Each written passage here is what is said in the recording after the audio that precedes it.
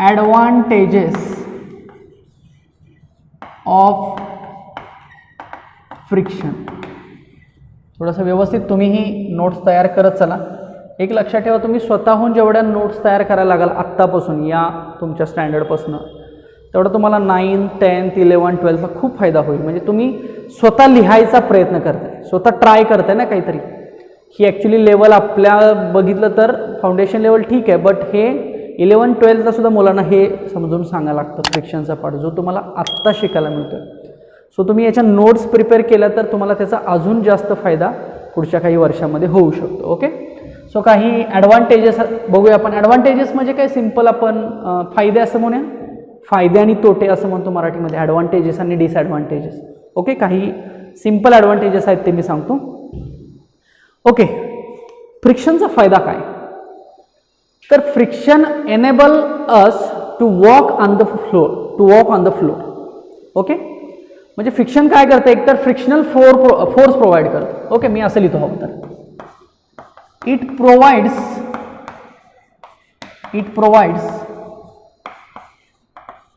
Frictional force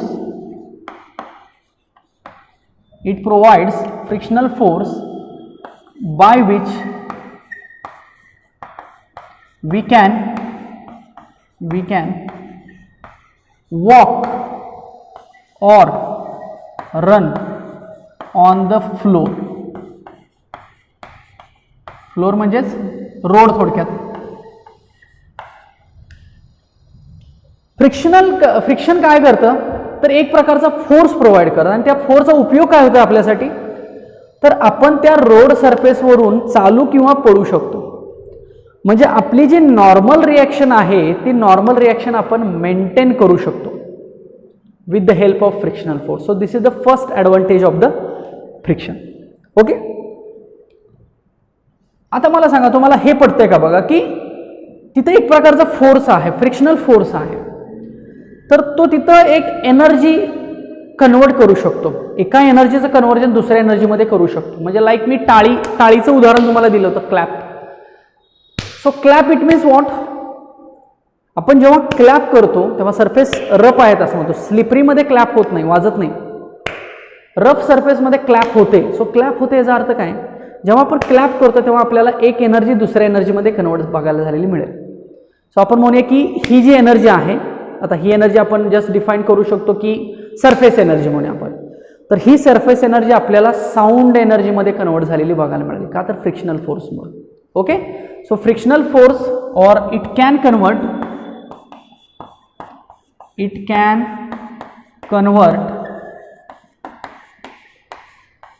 one form of energy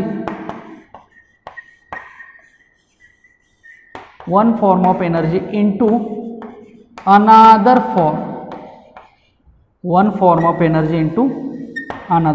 एक form दुसऱ्या form मध्ये एनर्जी काय करू शकतो, कन्व्हर्ट करू शकतो. Very simple example. ओके, मग याच्यातच आपण ऍप्लिकेशन्स पण सांगूया. सो अप्लाइंग ब्रेक्स हा सुद्धा एक फायदा आहे. म्हणजे याचा ऍप्लिकेशन आहे, applying brakes in vehicle. It is also one of the application and one of the advantages part of the friction. बरोबर आहे का बघा. ओके, अजून एक ॲडव्हांटेज मी असं लिहिलं तर चालेल का, it helps to grip the object. It helps to grip the object. समजा मी जर हा चॉक असा हातामध्ये पकडला असेल तर मी याला ग्रिप केले ना, पकडलेला आहे लाईक. सो हे कशामुळे, थोडक्यात तर फ्रिक्शनल फोर्स आहे. नाहीतर हे मी सोडलं तर ह्या ग्रॅव्हिटेशनल फोर्समुळे खाली पडेल. ड्यू टू ग्रॅव्हिटी जर मी हा फ्रिक्शनल फोर्स कमी केला तर हा खाली पडेल ना चॉक. सो तिथे एक प्रकारचा फ्रिक्शनल फोर्स आहे, तिथे एक प्रकारची ग्रिप आहे, आणि हे फ्रिक्शनच्या मदतीने आपण तो ऑब्जेक्ट ग्रिप करू शकतो. So this is one of the advantages part. Next, disadvantages of friction. बघा, जेवढे सोपे करून सांगता येतील तेवढे सोपे पॉईंट्स मी काढलेला आहे, तुम्ही सुद्धा अशा पद्धतीने लिहा. ओके. सो फ्रिक्शनल फोर्स काय करतोय, मोशनला अपोज करतोय. ओके, फ्रिक्शन फोर्स मोशनला अपोज करतोय. ओके, सो इट अपोज म्हणजे रेजिस्ट ना, रेजिस्ट म्हणजे अपोज करणे. It resist to motion, hence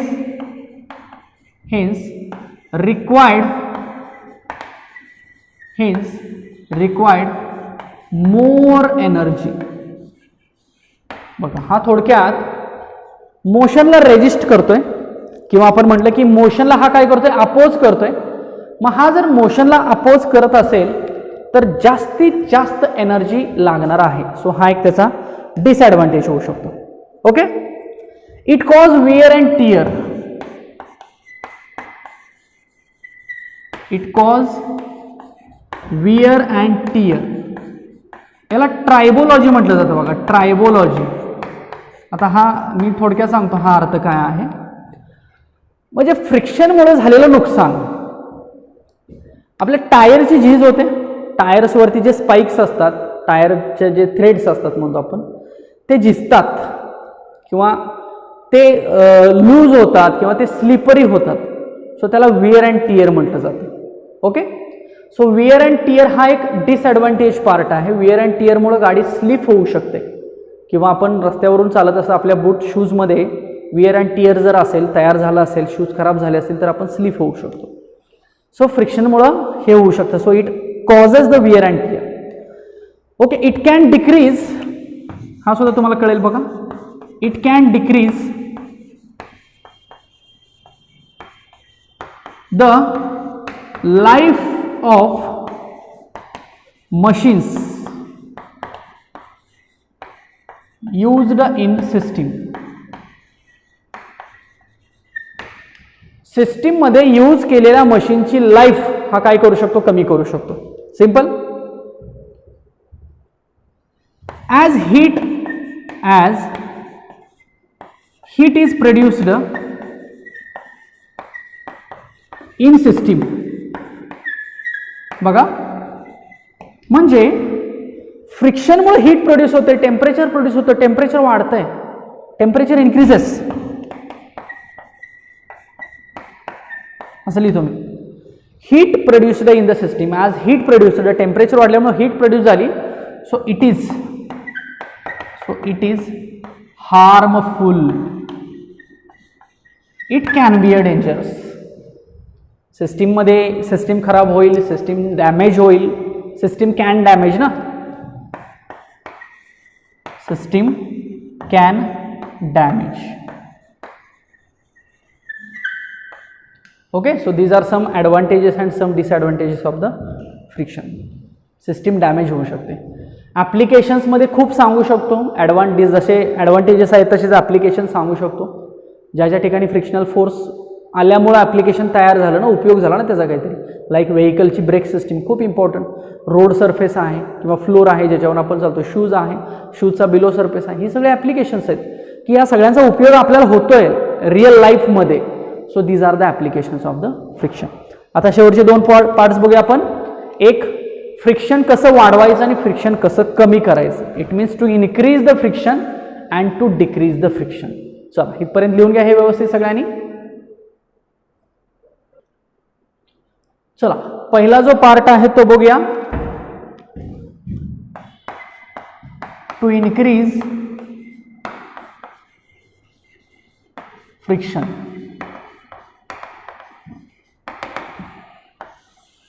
to increase friction किंवा way to increase the friction. Simple पहिला वे तुम्हाला हा कळतोय बघा. To increase the roughness of the surface. एक सिंपल आणि जनरल स्टेटमेंट मी सांगितलं की जर एखाद्या सरफेसचा, मग तो रोड असेल, फ्लोअर असेल, कुठलाही मशीनमधला एखादा पार्ट असेल, त्याचा रफनेस जर वाढवला तर काय होऊ शकतं, फ्रिक्शनल फोर्स काय होऊ शकतो, इन्क्रीज होऊ शकतो किंवा फ्रिक्शन जे आहे ते इन्क्रीज होऊ शकतं. Okay, like threads of tyre, threads TH, threads of tire, okay, threads of tire with grooves on its surface, with grooves on its surface can increase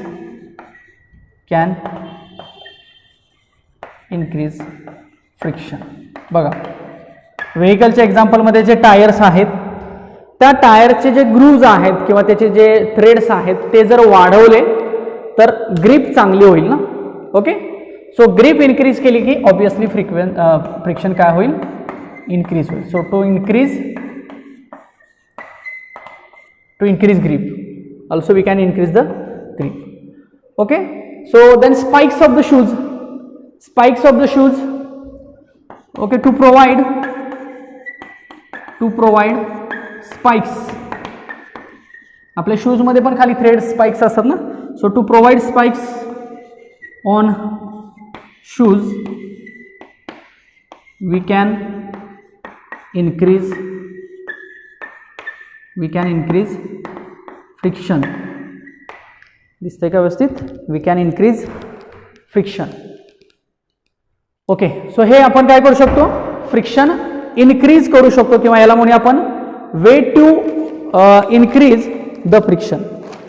आता way to reduce the friction बघूया. Sorry, light. Way to reduce friction. आता हे increase आणि reduce दोन्ही part काय important आहेत बघा. कारण एखाद्या पार्टचे किंवा एखाद्या कन्सेप्टचे ॲडव्हान्टेजेस पण असू शकतात आणि डिसॲडव्हान्टेजेस पण असू शकतात. त्या पद्धतीनं ॲडव्हान्टेजेससाठी आपण इन्क्रीज करू शकतो, डिसॲडव्हान्टेजेससाठी आपण रिड्यूस करू शकतो. म्हणजे काही सिस्टीममध्ये फ्रिक्शनची गरज असते, तिथं फ्रिक्शन अजून वाढवलं तर खूप चांगलं होईल ना. आणि काही सिस्टीममध्ये फ्रिक्शनची गरज नाही आहे, सो त्या ठिकाणी आपल्याला फ्रिक्शन काय करावं लागेल, रिड्यूस करावं लागेल. ओके, सो याची काही ॲप्लिकेशन्स आहेत. आता जसं आपण रफनेस केला होता तसा याच्यामध्ये काय करायचा, to increase smoothness of surface. चालू शकेल? Yes, sorry, 1 and 2. सो आपण जर एखाद्या सरफेसचा किंवा एखाद्या सिस्टीमला स्मूथनेस जर वाढवला तर तिथलं फ्रिक्शन काय होऊ शकतं, कमी होऊ शकतं. So this is one of the process. याची काही ॲप्लिकेशन्स आहेत बघा, सिंपल तुम्हाला ही रिपीट होऊ शकतात. बॉल बिअरिंग, ऐकलाय शब्द कधी? Ball bearing. आपली जी बायसिकल असेल, सायकल आहे, सायकलचा जो मेन आपला what we can say that main shaft आहे त्याच्याभोवती ते व्हील जे आहे ते रोटेट होते. सो त्या ठिकाणी बॉल बिअरिंग प्रोव्हाइड्स केल्या जातात. लाईक स्लिपरी मोशन व्हावी, लूजनेस तयार व्हावा त्याच्या आतमध्ये, फार ग्रिप बसू नये. थोडक्यात ग्रिप नको आहे आपल्याला. मग ग्रिप नको असेल तर त्या ठिकाणी त्या बॉल बिअरिंग्स काय करतात, फ्रिक्शन कमी करायचं काम करतात आणि त्यामुळे ते व्हेकल फास्ट फिरायला लागतं. थोडक्यात छोट्या छोट्या बॉल्स असतात बघा, ते बॉल्स आतमध्ये मग त्या बिअरिंग बरोबर फिरत असतात. सो बॉल बिअरिंग हे प्रत्येक ठिकाणी आहे, व्हेकलमध्ये, सायकल, बायसिकल, सगळ्या केसेसमध्ये हे बॉल बिअरिंग्स वापरले जातात. सो बॉल बिअरिंगमुळे काय होतं, फ्रिक्शन रिड्यूस होतं. नेक्स्ट, यूज ऑफ ल्युब्रिकेशन्स, म्हणजे ल्युब्रिकंट मटेरियल्स लाईक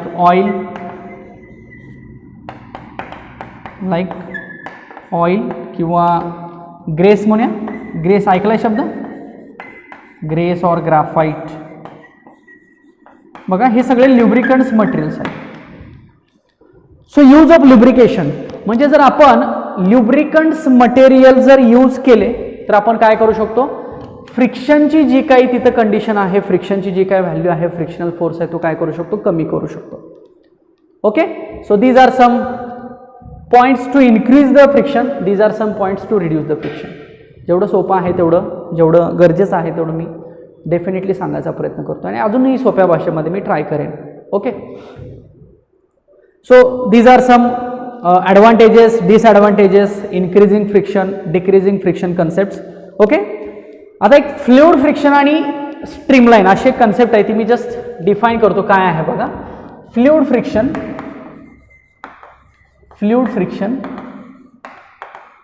अँड स्ट्रीमलाईन. अगदी तुम्हाला मी तोंडी सांगेन, लक्षात येईल तुमच्या हे काय आहे ते. सगळ्यात महत्त्वाचं फ्लुइड म्हणजे काय, शब्द ऐकलाय का बघा कधी, fluid. So any material that can flow. असं एक कुठलंही मटेरियल घ्या, ते काय होईल, फ्लो होऊ शकतं. बघा काय म्हणतो मी, any material that can flow. काय म्हटलं मी, the matter or the material, the matter that can flow, that can flow is called as fluid. म्हणजेच काय, वॉटर, ऑइल किंवा एअर हे फ्लो होऊ शकतात ना. आपण सॉलिडला नाही म्हणू शकत फ्लुइड, कारण सॉलिड काय फ्लो होणार नाही आहे. बट वॉटर असेल, ऑइल असेल, एअर असेल, हे काय होऊ शकतात, फ्लो होऊ शकतात. Okay, that is called as fluid. आता फ्लुइडमध्ये पण फ्रिक्शनल फोर्स असतो बघा. आता ह्या तिघांच्या मध्ये ऑइलमध्ये फ्रिक्शनल फोर्स जास्त असेल बघा. बघा ऑइल एका सरफेसवरनं चाललेलं आहे, ते फास्ट जातं का, नाही, स्लो जातं. का स्लो जातं, कारण त्याला अपोजिशन जास्त आहे, त्याला फ्रिक्शनल फोर्स जास्त आहे म्हणलं आपण. इथं स्पीडचा कन्सेप्ट लक्षात ठेवू नका, इथं फ्रिक्शनल फोर्स लक्षात ठेवा. वॉटर एखाद्या सरफेसवरती थोडंसं फास्ट जातं का, तर फ्रिक्शनल फोर्स कमी आहे. आणि एअर तर खूपच फास्ट जाते का, तर खूपच कमी फ्रिक्शनल फोर्स आहे. लाईक ह्याला डायनेमिक आपण स्लायडिंग रोलिंग टाईप म्हणलं तरी चालेल. लक्षात आलं. सो हे जे फ्लुइड्स आहेत आणि त्याच्यामध्ये जे फ्रिक्शन असतं, फ्रिक्शनल फोर्स, त्याला विस्कस फोर्स, विस्कॉसिटी सुद्धा म्हटलं जातं बघा. आणि स्ट्रीमलाईन म्हणजे काय, स्ट्रीमलाईन हा एक त्या फ्लोचा प्रकार आहे. दोन फ्लो असतात, एक म्हणजे स्ट्रीमलाईन आणि दुसरा म्हणजे टर्ब्युलंट. तुम्हाला आता हे पण लक्षात येईल बघा, स्ट्रीमलाईन आणि टर्ब्युलंट म्हणजे काय. मी छोटंसं एक प्रॅक्टिकल उदाहरण देतो. रिव्हर आहे, रिव्हर, नदी आहे, नदी. आत्ता नदी ज्या पद्धतीनं फ्लो होते, river, the flow of the river, nature of the river, that is flowing nature of the river right now, आत्ताच्या ज्या कंडिशनला जो आहे तो कसा आहे, स्ट्रीमलाईन. अगदी संथ गतीनं, लाईक स्लो मोशननं ती रिव्हर फ्लो होते. बट फ्लडेड रिव्हर कन्सिडर करा, नदीला जेव्हा पूर येतो, so when flooded river is there, so the flow is not streamline, so the flow becomes turbulent. So कसाही फ्लो असतो बघा, कसाही फ्लो असतो ना. बट इथं कसा असेल, लाईक एकसारखा असेल, असं म्हणजे आपण एकसारखा फ्लो आहे. So streamline flow. Okay, so that is the meaning of the streamline. Turbulent काय तुम्हाला नाही आहे सिलेबसला, बट लक्षात ठेवू शकता. एका क्रिटिकल व्हेलॉसिटीपेक्षा जर फ्लो जास्त झाला, क्रिटिकल व्हेलॉसिटी असते एक लिमिटिंग व्हेलॉसिटी, त्याच्यापेक्षा जर जास्त फ्लो झाला तर तो फ्लो टर्ब्युलंटमध्ये कन्वर्ट होतो. आणि जर एक रेग्युलर असा नॉर्मल फ्लो असेल तर तो फ्लो कुठला असतो, स्ट्रीमलाईन असतो. तर हा एक ह्याच्यामधला इम्पॉर्टंट पार्ट तुम्हाला आहे. लक्षात आलं. फ्लुइड म्हणजे मी काय सांगितलं, फ्लुइड फ्रिक्शन म्हणजे काय, विस्कस फोर्स, ड्रॅगिंग फोर्स म्हटलं जातं त्याला. ओके, आणि स्ट्रीमलाईन हा एका फ्लोचा प्रकार आहे. याच्यामध्ये तुम्हाला एक अजून प्रॅक्टिकल सोपं एक्झाम्पल सांगतो. बर्ड्स असतात, बर्ड्स, पक्षी हवेमधून फिरत असतात, तर ते खूप फास्ट फिरू शकतात, बरोबर का, कारण तो जो एअर फ्लो आहे, एअर रेजिस्टन्स आहे त्यांना अपोजिशन करायला, तो कमीत कमी लागतो. म्हणून जे एअरक्राफ्ट आहे ना, किंवा प्लेन जे आहे, विमान आपण म्हणतो. ओके, तर ते जे एअरक्राफ्ट आहे, एरोप्लेन आहे, त्याचा जो शेप आहे तो लाईक बर्ड सारखा असतो बघा. विमानाचा शेप हा बर्ड सारखा का असतो, तर एअर रेजिस्टन्स कमीत कमी मिळावा, आणि जेवढा एअर रेजिस्टन्स कमी मिळेल तेवढं ते फास्ट फ्लो ते जाऊ शकेल, एअर रेजिस्टन्स कमी आल्यामुळे. त्यामुळे विमानाची जी काही विंग्ज असतात, कसे दाखवू मी विंग्ज,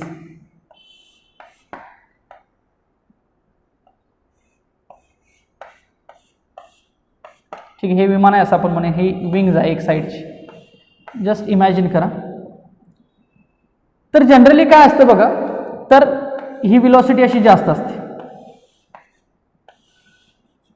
ओके, म्हणजे इथं एक प्रेशर असतं, वरती एक प्रेशर, खाली एक प्रेशर. आता हा सगळा पुढचा पार्ट आहे, तर मी थोडक्यात सांगतो. किंवा तुम्ही हे बघितलंय का बघा, एखाद्या घराच्या वरती जर पत्रा असेल तर मोठं वादळ आलं की तो पत्रा उडून फास्ट जातो. तर याचा अर्थ काय की त्याला खालून प्रेशर जे आहे ते मिळतं आणि तो मग वरती जातो आणि एकदम असा फास्ट फ्लो होतो. ओके, सो ते फ्लोमधलं येतं, टर्ब्युलंट फ्लोमध्ये वगैरे. बट विमानाचे एरोप्लेनचे जे विंग्ज आहेत, ओके, ते अगदी पक्षाच्या विंगसारखे असतात बघा. सो एकतर एअर रेजिस्टन्स कमीत कमी भेटावा यासाठी, ओके, आणि ते फास्ट जावं, विलॉसिटी मॅक्सिमम व्हावी यासाठी. ठीक आहे, सो तेवढंच लक्षात ठेवा. बाकी पुढचं काय मॅथमॅटिकल फारसं तुम्हाला सध्या तरी त्याची काही गरज नाही आहे. ओके, बट एवढा पार्ट आहे याच्यामधला हा इम्पॉर्टंट आहे. सो याला म्हटलं जातं फ्लुइड फ्रिक्शन आणि स्टिग्मॅन. हो का? ओके, सो फ्रिक्शनमधला काय काय पार्ट आपण बघितला बघा. थोडंसं नीट रिवाईज करा कालचं लेक्चर किंवा याच्या आधीचं लेक्चर आणि हे आजचं लेक्चर. नोट्स प्रिपेअर करा व्यवस्थित. जेवढ्या चांगल्या नोट्स प्रिपेअर कराल तेवढा तुम्हाला त्याचा जास्त फायदा होऊन जाईल.